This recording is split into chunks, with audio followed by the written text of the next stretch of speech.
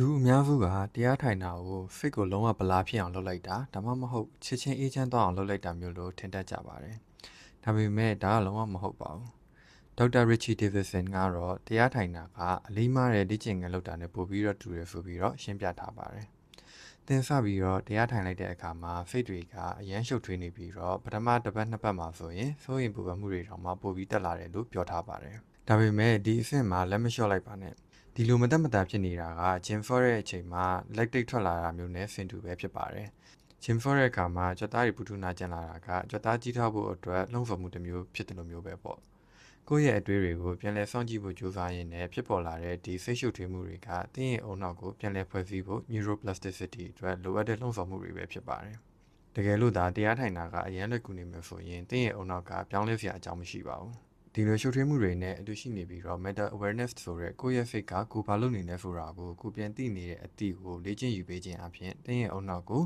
စိတ်ဖိစီးမှုတန်ခံနိုင်ရရှိအောင်နဲ့အာယုံစူးစိုက်မှုပိုပြီးကောင်းအောင်လေ့ကျင့်ပေးနေရပဲဖြစ်ပါတယ်။အဲဒါကြောင့်မလို့တရားစထိုင်တဲ့အချိန်မှာဖြစ်တတ်တဲ့ဒီစိတ်ရှုပ်ထွေးမှုတွေကိုသိခံပြီးတော့ဆက်ပြီးတော့တရားမှတ်ကြည့်လိုက်ပါ။